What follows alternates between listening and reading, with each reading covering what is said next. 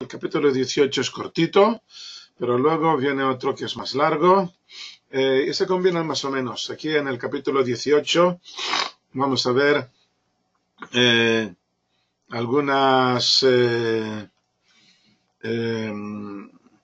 digamos, las fórmulas por las cuales se hizo la repartición de la tierra de Israel. Empezamos, capítulo 18, versículo 1. Se reunió toda la congregación de los hijos de Israel en Shiloh y establecieron allí la tienda de reunión, y la tierra era conquistada delante de ellos. Vamos a ver, Shiloh en primer lugar. Vamos a ver si se pone de acuerdo, si está de acuerdo en encenderse. He tenido un poco de problemas con el ordenador estas últimas horas, espero que no haya problema ahora. Vamos a ver, poco a poco. Muy bien. Bueno, aquí estamos, entonces dice lo siguiente. Han pasado 14 años desde que atravesaron el Jordán y la meta aún está muy lejos de ser alcanzada. Hace 7 años que el Creador se lo dijo a Yoshua al principio del capítulo 13. Ahora estamos en el 18. Al principio del capítulo 13 eran al cabo de 7 años de haber atravesado el Jordán. Ahora han pasado 7 años más. Y de mientras tan solo han conseguido asentarse las tribus de Yehudá y las 2 de Yosef, Menashe y Efraín. Lo que hacen en primer lugar es trasladar el tabernáculo desde el Gilgal, donde ha estado hasta ahora, a un lugar llamado Shiloh, en la montaña de Efraín. Este lugar va a convertirse en el centro espiritual de Israel, aunque como veremos más tarde y por motivos que veremos más adelante, es un lugar prácticamente desconocido. El tabernáculo estuvo en Shiloh durante 369 años, hasta que la ciudad fue destruida por los filisteos. Esto lo veremos, si Dios quiere, en el libro de Shoftim, en el libro de Jueces. A diferencia del tabernáculo portátil que había hasta este momento, aquí en Shiloh se construye un edificio de piedra según el tamaño adecuado, y tan solo el techo sigue siendo el de las telas originales. En realidad, el tabernáculo en sí es solamente el techo, o sea, las 10 cortinas cosidas entre sí, cortinas hechas de lino y de lana teñida de 3 colores, como dice el versículo. Harás el tabernáculo 10 cortinas. El tabernáculo son las 10 cortinas. Lo demás son las columnas del tabernáculo, o incluso por encima había 2 cubiertas, la cubierta del tabernáculo hecha de pelo de cabra y otra por encima de pieles de carnero pintados de rojo. Estos son la cubierta del tabernáculo, pero ¿qué es el tabernáculo en sí? El tabernáculo en sí eran solamente las 10 cortinas, las que formaban el techo. Y el hecho de construir las paredes de piedra le confiere ahora un estatus especial, puesto que hemos llegado a una nueva fase de asentamiento espiritual en la que ya hay más estabilidad. Debemos tener en cuenta que en todos los pasados 14 años de conquista y repartición, el arca salía con el campamento militar y el tabernáculo quedaba vacío, aunque seguían ofreciendo los sacrificios diarios y los festivos. Pero el estatus de la guerra permitía algo especial, que cada uno pudiera construir un altar de piedra particular en su patio, y ofrecer en él los votos que pudiera hacer tan solo aquellos que son completamente voluntarios, no aquellos que está obligado a traer, como podría ser un sacrificio de Hatat por una falta cometida. O sea, solamente cuando una persona quiere hacer una promesa o se ha salvado, le ha ocurrido un milagro, yo qué sé, pues ha tenido un accidente y en el accidente ha salido ileso, entonces aprendemos que en la Torá y luego lo especifican el libro de Salmos y también luego, por supuesto, el Shulchan Aruch, etcétera, especifican que una persona que le ha acontecido un milagro, entonces tenía que traer un sacrificio de toda, de gracias, de acción de gracias. Francesca hace una pregunta interesante, si podría construirse un tabernáculo a falta de poder construirse el tercer templo. La respuesta es que no. Vamos a hablar de esto tal vez a continuación dentro de varias clases, mucho tiempo, porque nos va a tardar mucho tiempo esto, cuando lleguemos a la construcción del templo en Jerusalén. ¿Qué ocurre cuando se construye el templo en Jerusalén? Esto será a principio del primer libro de Reyes, falta bastante para esto, pero allí voy a tener que hablar largo y tendido de este tema porque es muy importante. La respuesta, como ya digo, es que no. Los motivos los voy a explicar más adelante. Lo que sí pueden hacer los no judíos por iniciativa propia y con supervisión pasiva por completo de los judíos, ellos sí que pueden construir un altar donde quieran y pueden ofrecer sacrificios según las instrucciones que hay en la Torá. Está terminantemente prohibido que los judíos participen en esto, porque está prohibido ofrecer ningún sacrificio fuera del templo, aunque no haya templo. Pero esto es una prohibición solamente para los judíos. Los no judíos, como ya digo, pueden optar por construir algo parecido a un templo, a un tabernáculo, que sea algo, digamos, no algo fijo, y que allí puedan ofrecer sacrificios mientras no hay templo en Jerusalén. Esto los no judíos pueden hacerlo, los judíos no pueden hacerlo. Ok, dejemos la futura explicación. Ok. Bueno, entonces lo que estábamos viendo aquí es que hubo una temporada de 14 años en que el arca no estaba ubicada de un modo, digamos, normal dentro del tabernáculo, y mientras esto era de este modo, entonces cada uno podía construirse un altar particular en su patio o en su tejado y ofrecer allí los votos que pudiera hacer. Solamente los que son completamente voluntarios. Si alguien ha cometido una falta por la que tiene que traer un sacrificio de Hatat, un sacrificio de Hasham, esto no puede hacerlo en su altar particular, esto tiene que traerlo al tabernáculo, aunque este tabernáculo estuviera vacío, o sea, sin el arca de alianza. Ok, entonces, así pues, durante 14 años no había un verdadero centro espiritual alrededor del tabernáculo, puesto que cada uno podía contentarse con el altar particular, con su religión particular, con una conexión individual con el Creador, que no tenía que pasar por un tabernáculo centralista. Y esto se debe a que el pueblo en aquellos tiempos, en aquellos 14 años de conquista y de repartición, cada uno estaba ocupado en su conquista y en establecer su propio hogar, y por lo tanto no tenían tiempo y no tenían oportunidad para hacer la peregrinación al lugar donde estaba el tabernáculo y hacer allí sus ofrendas.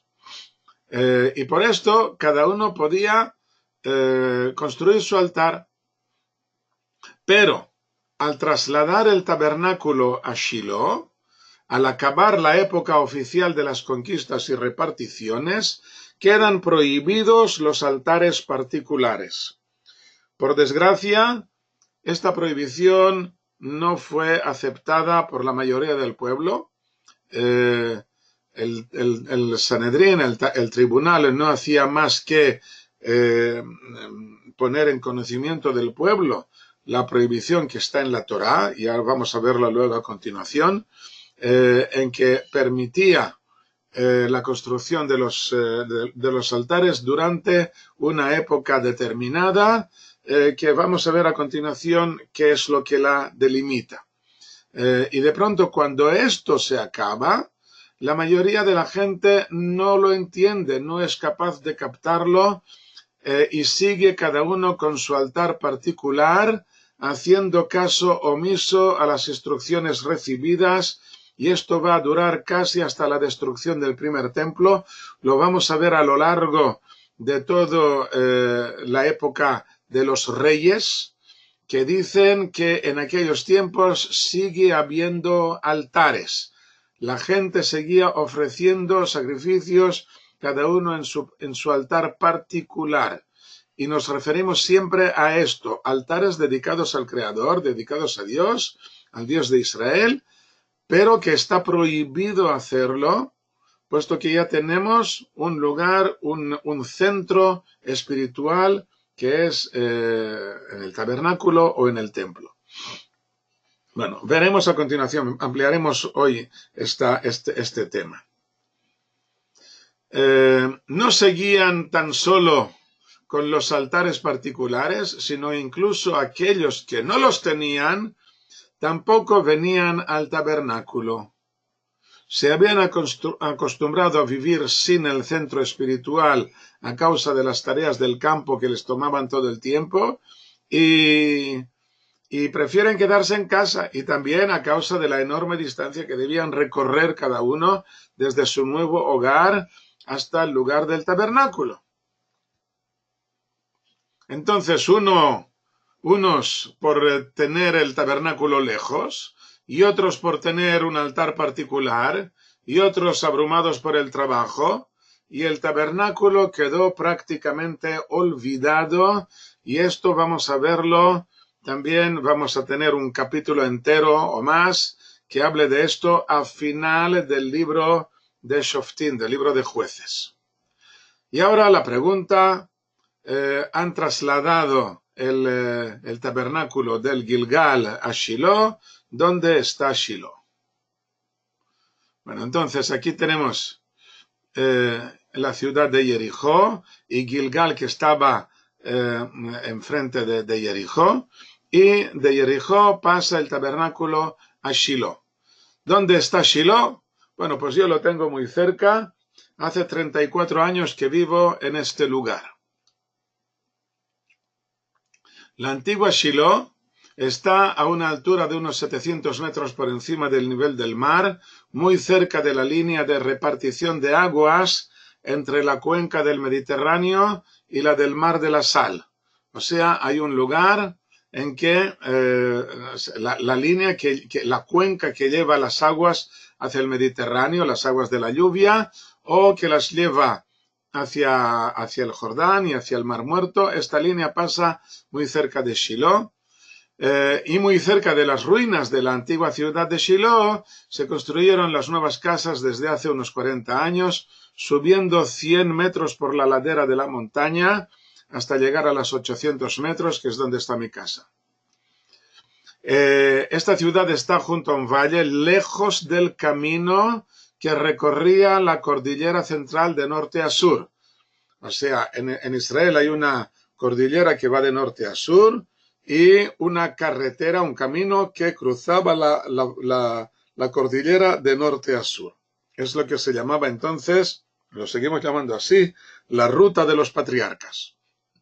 Pero esta ruta no pasa junto al lugar del tabernáculo, junto a Shiloh, sino que tenían que desviarse más de 3 kilómetros del camino principal para llegar al tabernáculo. Hoy tenemos una carretera nueva que pasa justo por debajo de las ruinas de la ciudad, pero anteriormente esto no existía.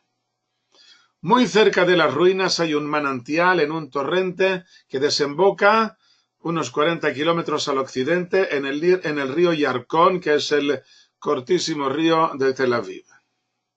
Entonces, aquí tenéis el lugar de Shiloh. Esto es Shiloh, aquí donde tengo el marcador. Esto es un valle muy bonito que tenemos aquí.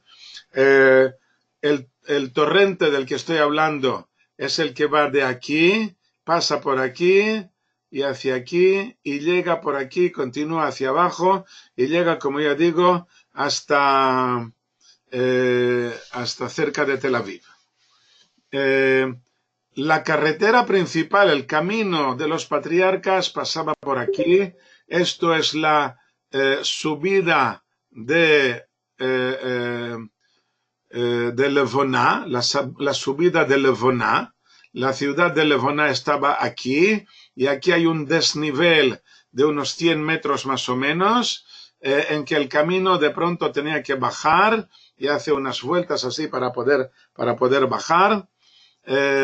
Como ya digo, hace unos pocos años desviaron la carretera y ahora la carretera transcurre por aquí y da toda esta vuelta para continuar aquí todo recto. Entonces, la carretera actualmente pasa junto a las ruinas de la antigua Shiloh, y la nueva Shiloh está a partir de aquí, a partir de las ruinas, y va subiendo hacia arriba y se extiende aquí en varios barrios, uno que es aquí y otro que es aquí. Las ruinas de esta ciudad fueron excavadas hace unos 100 años. Shalom Sara, bienvenida. Las ruinas fueron excavadas hace 90 años, en realidad, en 1929, y hasta hoy seguimos descubriendo cosas nuevas en ella, puesto que esta ciudad siguió habitada con interrupciones hasta más allá de la época bizantina. Aquí podéis ver una panorámica. Esto es la zona de la antigua Shiloh y esto es la nueva Shiloh. Mi casa está aquí arriba, detrás de este edificio de aquí arriba está mi casa. Desde aquí no pueden verse las ruinas, pero basta con venir aquí un poco más adelante y desde aquí sí que se pueden ver. Esto es un centro turístico que se ha edificado en el centro de las ruinas de la ciudad de Shiloh, y aquí es donde parece ser que estaba el tabernáculo. Se han descubierto unas ruinas que parece que coinciden con las medidas de lo que debía ser el tabernáculo. Aún no es seguro 100%, pero las probabilidades son muy grandes. Y aquí podéis ver los arqueólogos que están haciendo su trabajo. Aquí está el centro de visitantes, como ya os digo. Aquí las nuevas casas de Shiloh que suben aquí por la montaña.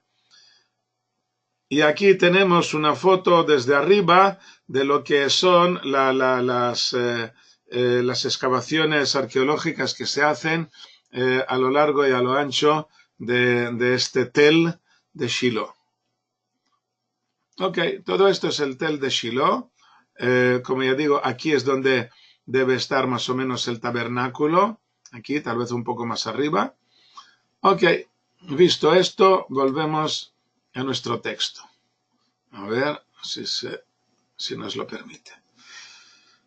Muy bien, entonces dice así: se reunió toda la congregación de los hijos de Israel en Shiloh y establecieron allí la tienda de reunión. Y la tierra era conquistada delante de ellos, y quedaban de los hijos de Israel que no habían repartido su heredad 7 tribus.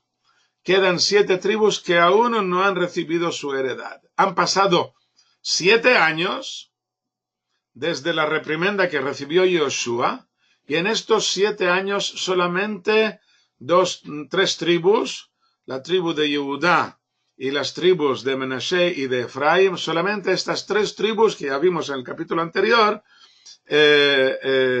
han recibido su heredad. Todos los demás, las otras 7 tribus, hay 2 tribus y media que están en el lado oriental del Jordán.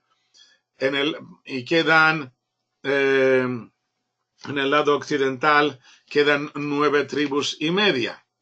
Hemos visto que en los capítulos anteriores, 2 tribus, la tribu de Judá y la tribu de Efraim, y la otra mitad de Menashe, recibieron su porción, y ahora nos quedan 7 tribus, porque la tribu de... Exactamente, muy bien, muy buena pregunta.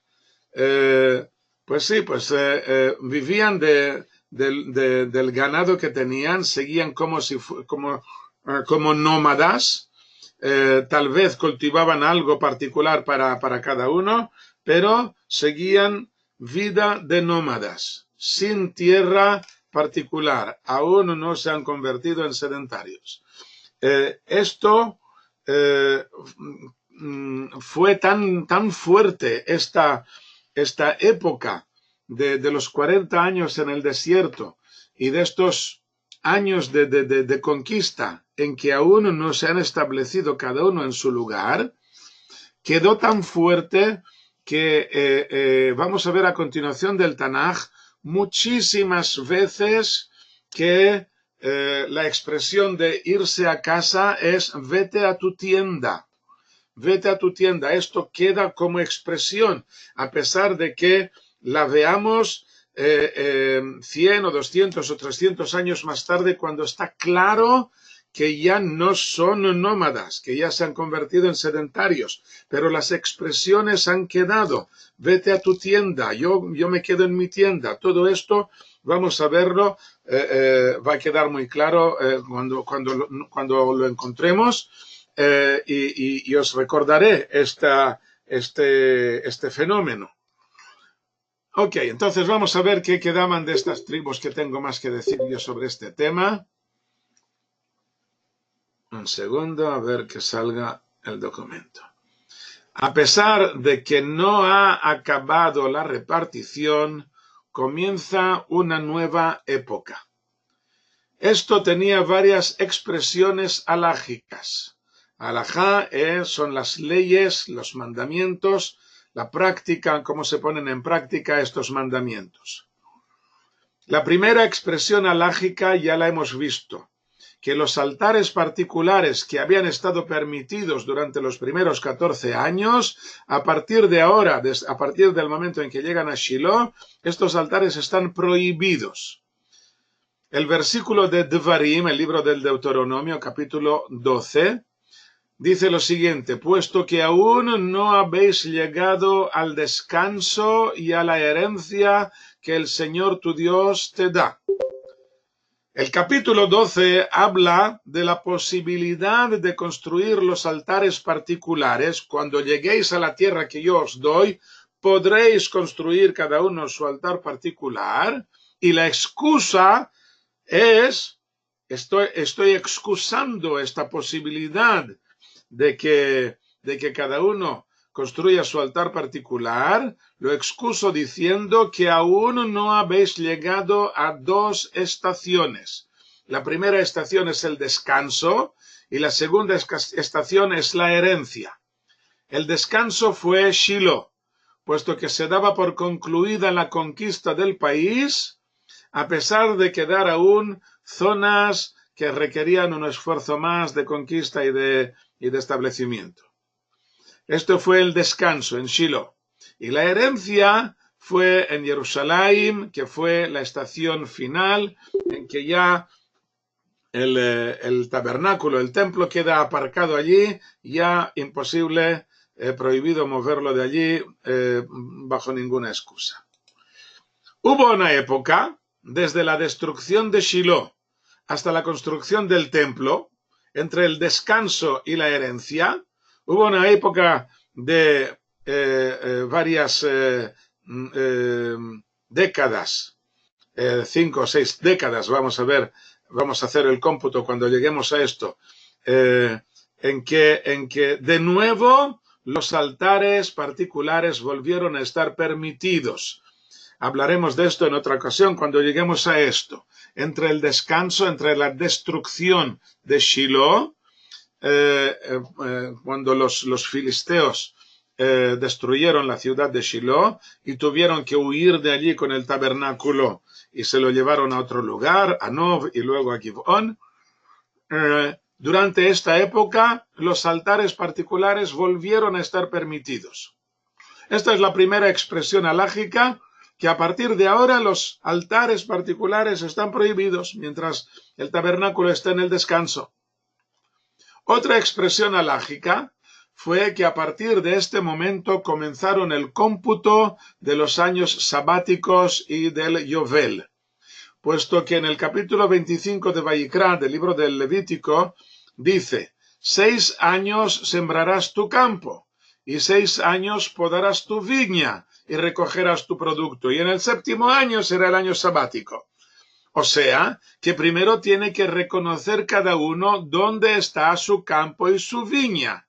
Por lo tanto, en los primeros 14 años no podían contar los años sabáticos, porque aún no tiene cada uno, no reconoce cada uno dónde está su campo y su viña. El hecho de que luego cultives algo en tu campo y en tu viña o no lo cultives, esto ya es problema tuyo. Pero mientras no sepas dónde está tu campo, entonces no podemos empezar a contar los años sabáticos. El cómputo es nacional, no es particular de cada uno. La nación cuenta 7 años. Por lo tanto, mientras la nación no tenga repartida las zonas, las herencias de cada tribu, por lo tanto la nación aún no puede empezar a contar los años sabáticos. Y el Yovel es al cabo de 7 años sabáticos, por lo tanto tampoco no podíamos contarlo antes de esto. Y parece ser que los mandamientos de los diezmos y de la truma es una donación que se daba a los sacerdotes antes de dar los diezmos, una primera donación que se daba a los sacerdotes. También estos 2 mandamientos comenzaron en este momento, según lo que dice Maimónides en el primer capítulo de las leyes de Trumá, puesto que explica que la tierra de Israel mencionada en toda ocasión es la que fue conquistada por el rey de Israel o por el juez o por el profeta en nombre de todo Israel. Y es lo que se denomina conquista pública. Tiene que haber un permiso oficial en nombre de todo Israel para hacer esta conquista. Aunque seas rey, si no tienes este permiso oficial, entonces tus conquistas son particulares.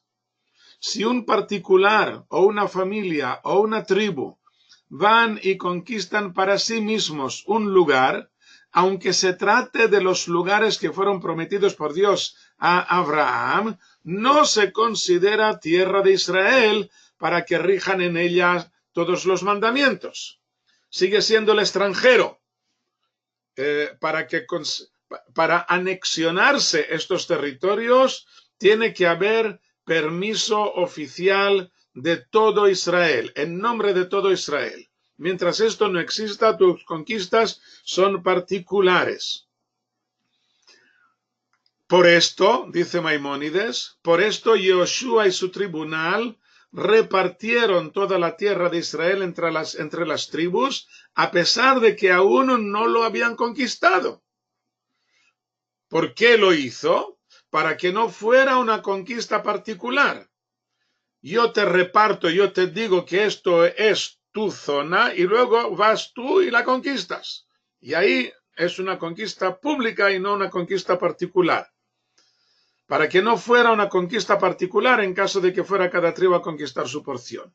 Ahora que ya la hemos repartido oficialmente, cuando cada tribu vaya y la conquiste, ya se considera una conquista pública y no una conquista particular, a condición, por supuesto, de que efectivamente la conquisten, porque quedarán zonas que no serán conquistadas por las tribus, y estas zonas no se convierten en tierra de Israel.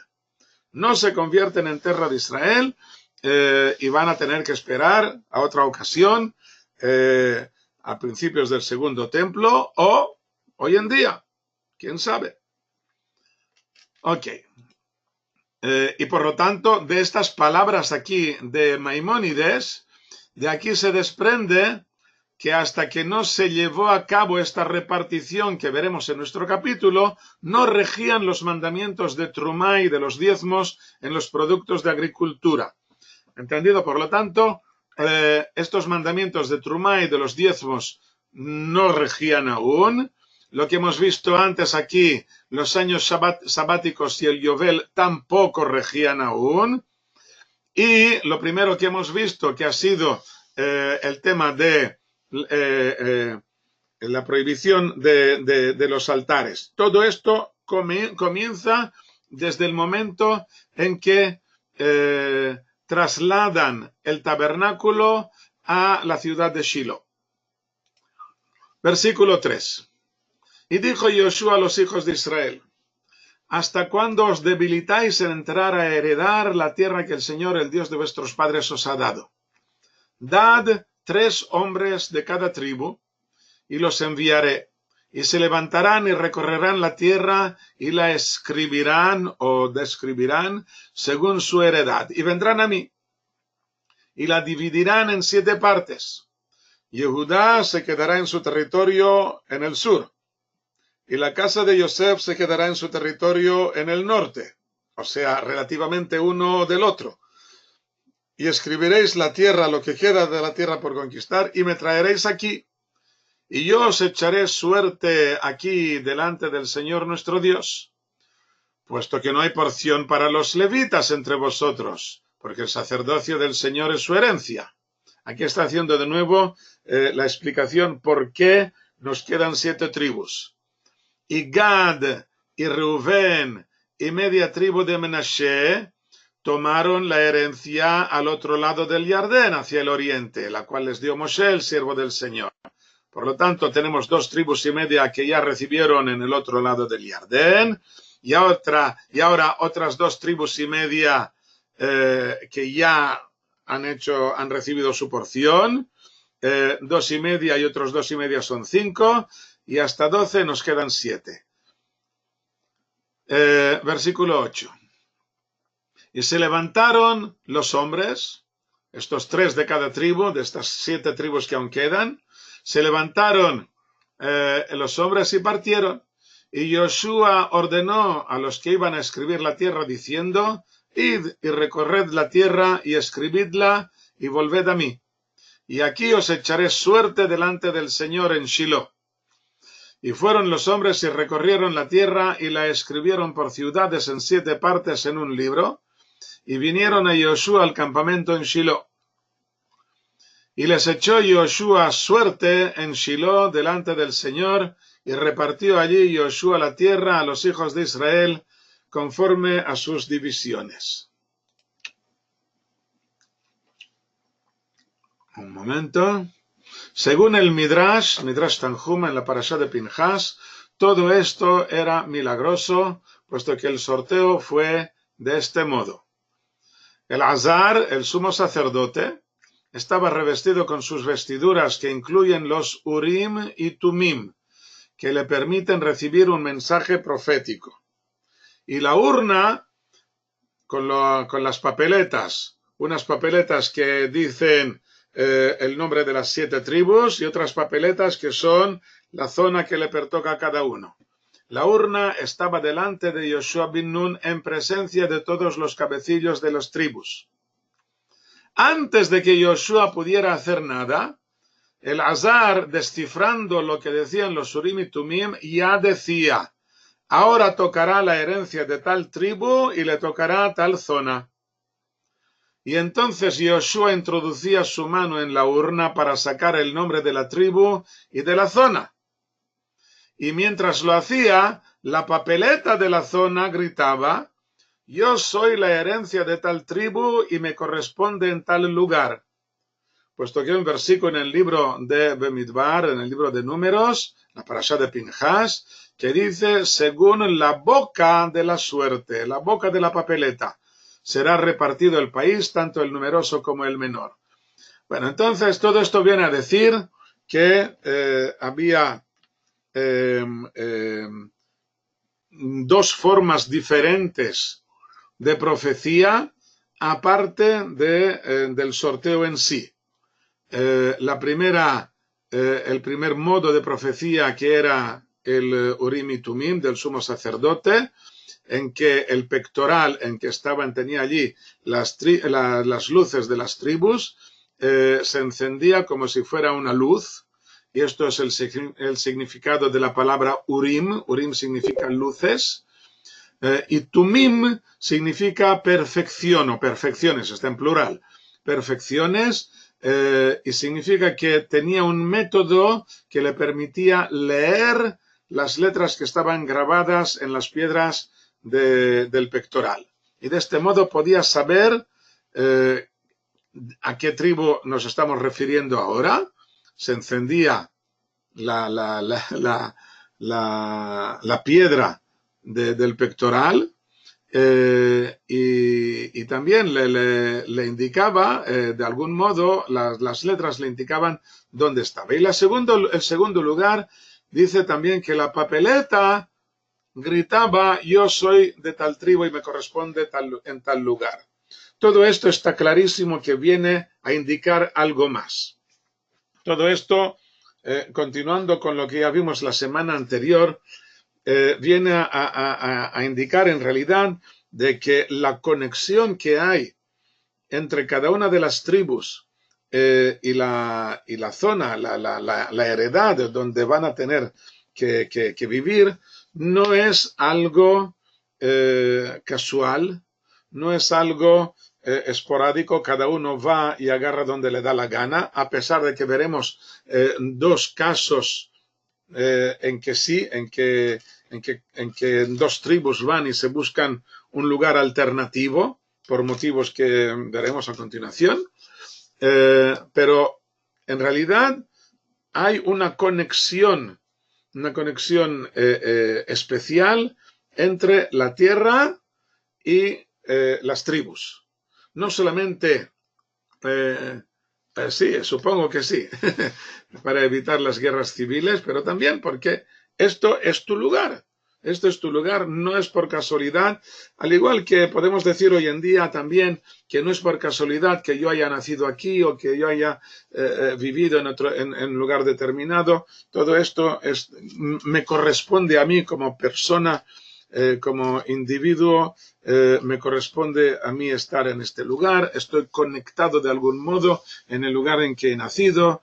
Y luego tengo, por supuesto, la elección de irme a otro lugar, pero esta conexión con mi lugar de nacimiento no puedo quitármela de encima por mucho que quiera o que no quiera. Ok, volvamos a lo nuestro. Versículo 11. Subió la suerte de la tribu de los hijos de Binyamin conforme a sus familias. Y salió la frontera de su suerte entre los hijos de Yehudá y los hijos de Yosef. Quedaba una franja muy estrecha entre la tribu de Yehudá y las tribus de Yosef, y allí en medio sale la porción de Binyamin.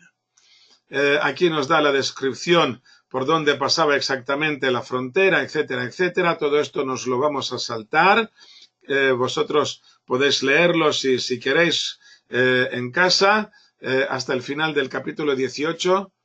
Yo solamente voy a mencionar aquí, pues vamos a ver en primer lugar el mapa.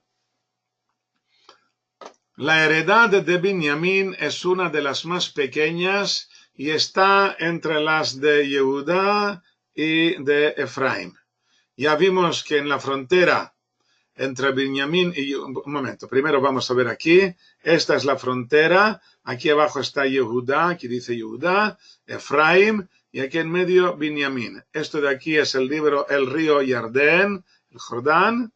Y aquí a la izquierda tendremos la tribu de Dan. Esto es Spoiler, ya vemos lo que a continuación nos va a salir. Bueno, aquí entonces, aquí está la tribu de Binyamin. Ya vimos que la frontera entre Binyamin y Yehuda pasa por aquí, por Jerusalén, y estaba el templo, en que la mayor parte del templo pertenece a Binyamin, pero una franja de Yehuda entra al templo y le da un lametazo, lame el altar y llega hasta el norte del templo donde estaba la sede del Sanedrín. A causa de esta franja de la tribu de Yehuda, el altar carecía de base en toda la cara sur en la que estaba la rampa y en la cara este, puesto que por allí pasaba la franja de Yehuda. Me explico. Tenemos aquí un dibujo de lo que era el altar visto desde arriba. Esto es la rampa de subida al altar, que no tocaba el altar mismo, sino que tenías que dar un salto para poder pasar de la rampa al altar en sí. Y el altar tenía una primera base de medio metro de altura y medio metro de ancho, que rodeaba el altar por dos costados, por el lado occidental y el lado norte. Pero el lado oriental y el lado sur no tenía esta base, no la tenía. Y el motivo es esto, porque para allí pasaba la franja de Yehuda. Aquí veis un dibujo que representa, estos son las paredes del altar, aquí en esta esquina de aquí abajo, suroeste, la esquina suroeste. Hay dos modos de entender. Sabemos que la base esta sobresalía un poco hacia el sur y hacia el este. La cuestión es si daba un poco la vuelta por aquí y un poco la vuelta por acá, o si solamente sobresalía sin dar la vuelta. Esto es según una de las opiniones, y esta es según otra de las opiniones, en que aquí la base no da la vuelta, no abraza esta esquina. Bueno, de todos modos, esta era la base, y en la parte oriental y en la parte sur, por la que pasaba la franja de Yehuda, allí no había base. Bueno, entonces esto es la heredad, la suerte de la tribu de los hijos de Binyamin. Con esto acaba el capítulo 18. Y seguimos con el capítulo 19. Salió la segunda suerte a Shimón, a la tribu de los hijos de Shimón según sus familias, y estaba su heredad en medio de la heredad de los hijos de Yehuda. Como ya vimos la semana pasada y empezamos a hablar de esto por motivo de una pregunta de alguien, creo que era de Francesc, no me acuerdo, y aquí pues vamos a ampliar un poco. Bueno, aquí está la descripción, tampoco no la vamos a leer, y vamos a ver aquí lo que yo he apuntado sobre este tema. Un momento, ahora ahí está. La heredad de Shimón estaba incluida dentro de la heredad de Yehuda. Esto significa que en realidad tenían ciudades que pertenecían a ambos, tanto a Shimón como a Yehuda, pero cada uno guardaba con su identidad tribal. ¿Cuál es el motivo? ¿Por qué Shimón queda incluido dentro de Yehuda? En el versículo 9 dice que el motivo era que la heredad de Yehuda era demasiado grande para ellos y por eso la tribu de Shimón heredó entre ellos. Vamos a verlo esto aquí.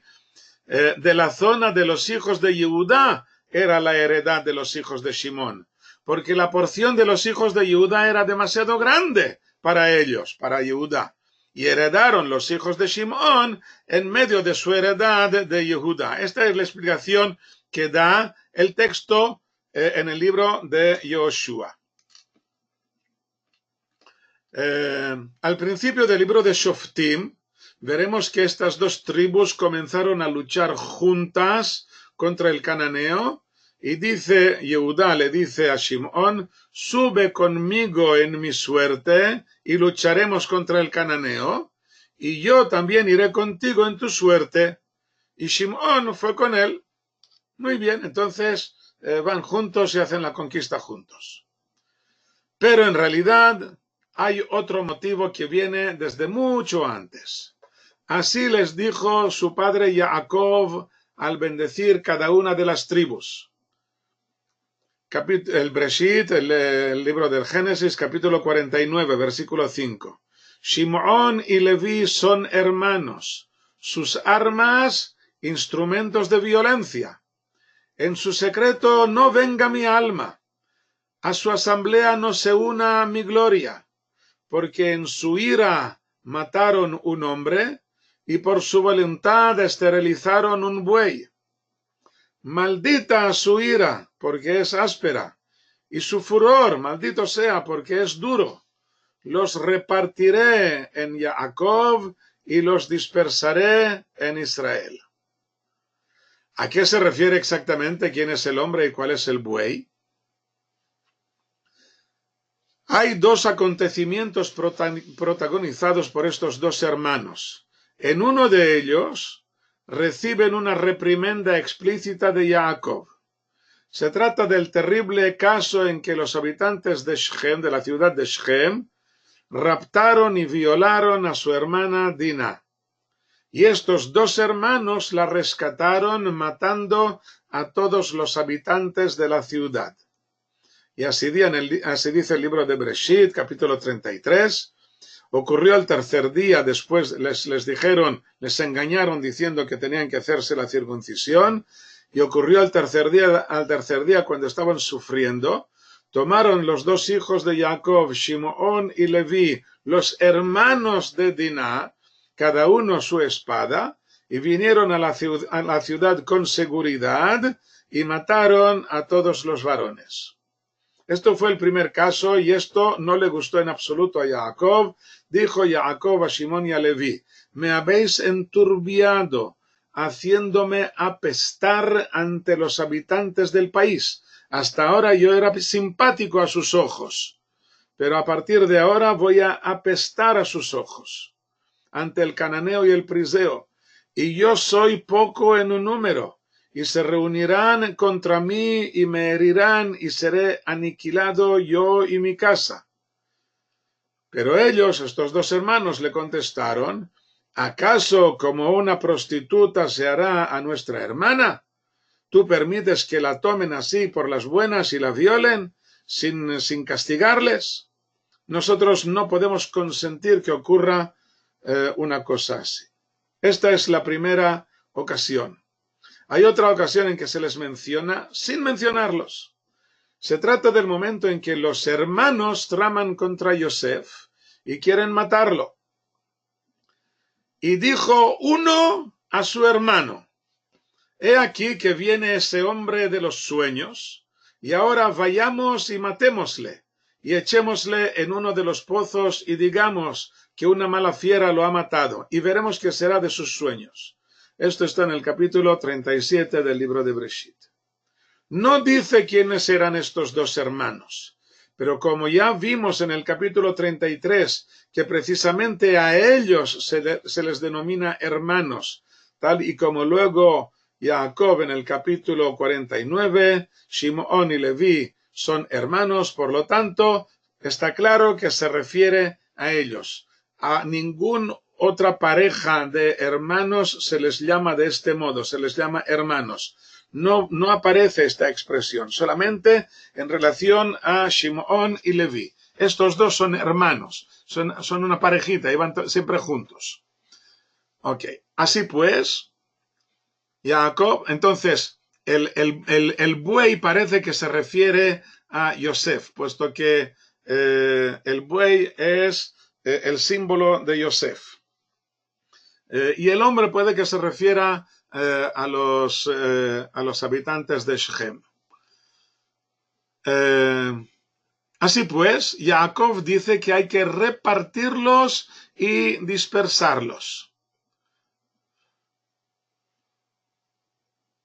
puesto que a uno de ellos hay que repartirlo, mientras que al otro hay que dispersarlo. Repartir y dispersar no es lo mismo. A uno le corresponde repartirlo y al otro hay que dispersarlo. Porque si bien actuaron juntos en el caso de Diná, su motivación era diferente. Y en el caso de Yosef, también siguen el mismo método. Vamos con el caso de Diná. Shimón se había enfadado por la profanación de su hermana, por el dolor y la vergüenza que le habían causado. Un enfado completamente justificado, pero humano. Su hermano Leví se había enfadado por la profanación de la Sagrada Familia, la familia de Jacob, de la familia en que residía la Shejiná. Un tipo de enfado completamente diferente del que se ha hecho muy mal uso en otros pueblos o en otros contextos, y que por ello se considera más peligroso, pero cuyas raíces son o pueden ser más puras. Pero es más peligroso, porque se puede hacer mal uso de esto. En nombre de Dios voy a matar a alguien. Esto es muchísimo más peligroso, aunque la raíz pueda que sea más pura. O sea, no es algo personal mío, sino que estoy hablando en nombre de un poder superior. Por eso, Shimón debe estar repartido, o sea, dentro de la partición de otra tribu que le sujete y que evite que haga mal uso de su enfado, por justificado que sea. A este hay que frenarlo.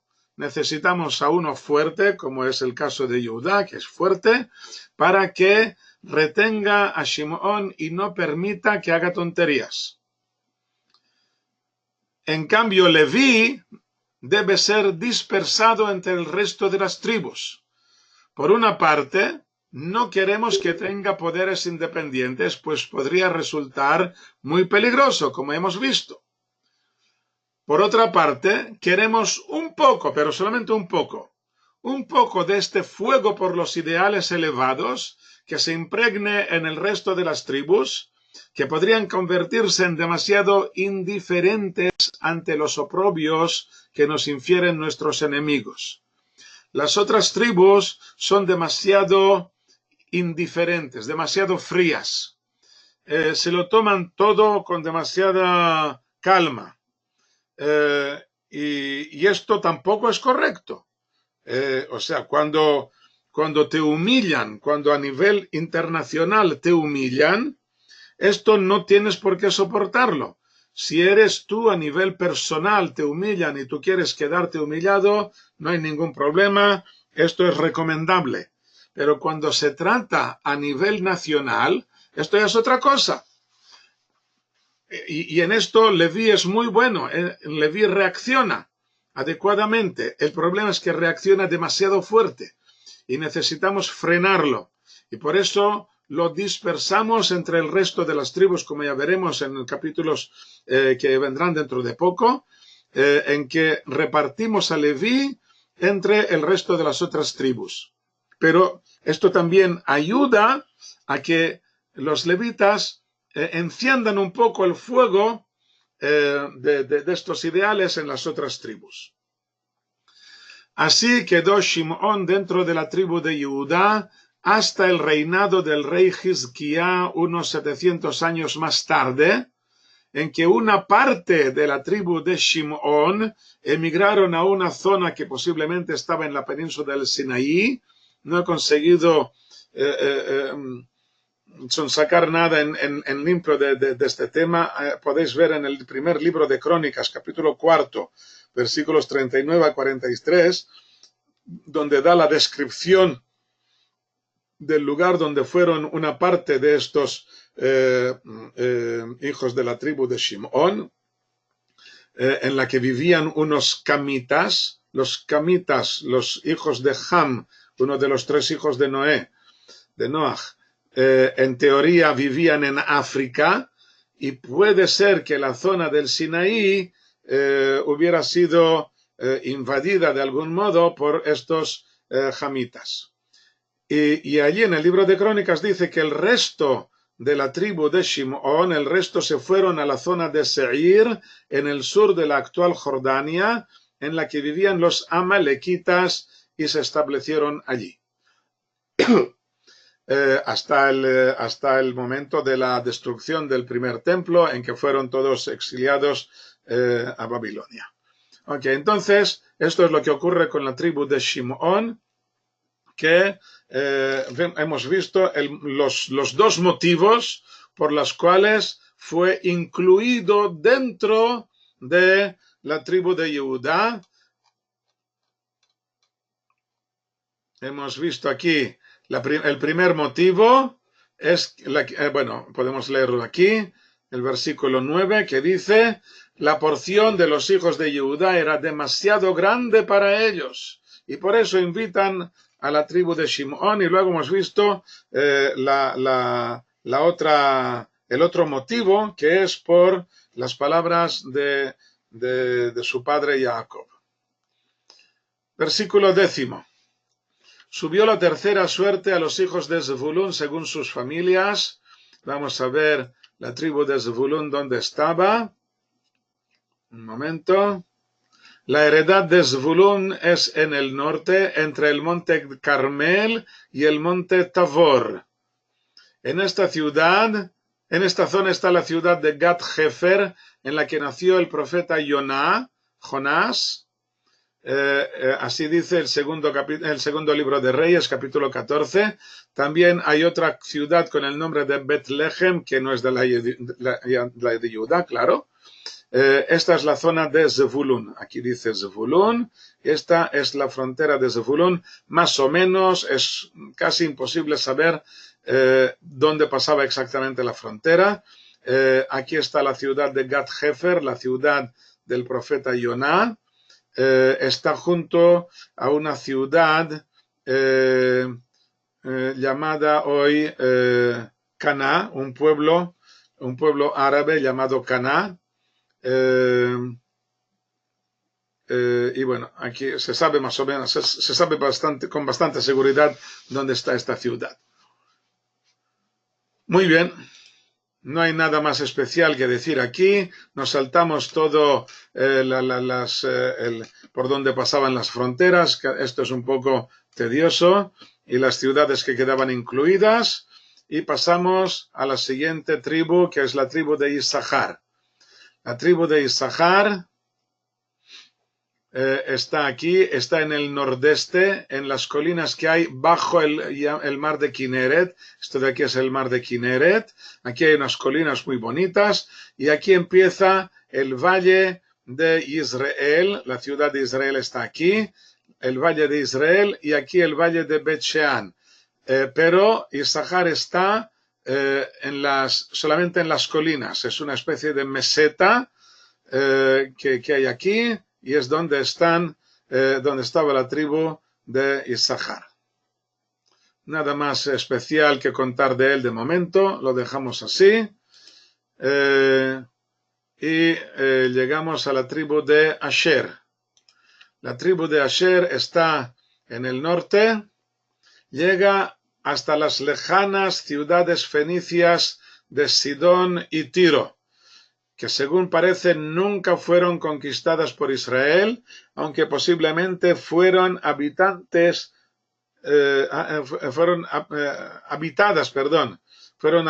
por una minoría israelita. Habitadas por una minoría israelita. Según el Talmud, parece ser que la franja litoral quedaba fuera de la heredad de Asher en manos de los fenicios, o tal vez solo significa que nunca fueron ni siquiera colonizadas. Y aquí podemos ver, que no se me ha atascado ahora el ordenador. Un segundo, espero que se calme. Un segundo. No quiere moverse. Esto me lo ha hecho varias veces hoy. Bueno, aquí tenemos vamos a ver si me lo enseña, el mapa este. Aquí vemos el lago Kineret, aquí está Haifa, esto de aquí es Tiro. Y aquí está Sidón. Esto de aquí es Sidón. Tiro, la frontera actual entre Israel y el Líbano pasa por aquí. Tiro y Sidón aquí arriba. Aquí las menciona, podéis verlo. Aquí dice que... ¿Dónde está esto? Está el Jamón, con 2 M's. Jamón, hasta la gran Sidón, y volvía a la frontera hacia Ramá y la fortaleza de Tzor, que es Tiro. O sea, menciona estas 2 ciudades, Sidón y Tzor, y Tiro. Ok. La penúltima, la tribu de Naftalí. La tribu de Naftalí. La herencia de Naftalí también está en el norte, paralela a la de Asher. Aquí está la zona de Naftalí. Veremos más adelante que la tribu de Dan se apoderó de una pequeña zona que en teoría pertenecía a Naftalí y que aún estaba en manos de los fenicios. Esto es el lago Kinneret. Y aquí esta es la zona de Naftalí. Y finalmente la tribu de Dan. Nos da la impresión de que la herencia de Dan debería estar en el occidente, en lo que hoy en día se denomina la región de Dan, que incluye la metrópolis de Tel Aviv, con todas las ciudades que la rodean, Bnei Brak, aparece aquí en la lista de las ciudades de Dan, pero tal vez su verdadero lugar debiera estar en el norte, donde se asentaron al fin y al cabo, dentro de la herencia de Naftalí, puesto que su ubicación en el campamento durante los 40 años en que estuvieron en el desierto también era el norte. Como si Dan tuviera algo que le uniera precisamente al norte. Las extrañas y reprobables circunstancias que llevaron a Dan a asentarse en el norte, las veremos al final, casi al final del libro de Shoftim.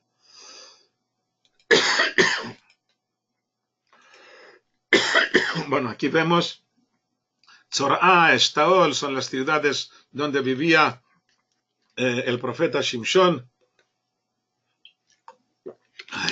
Perdón. Aquí tenemos Bnei Brak, etcétera, etcétera. Las aguas del Yarkón, que es el río que llega hasta Tel Aviv, frente a Yafo. Yafo es Jaffa, el núcleo antiguo de la ciudad de Tel Aviv. Ok.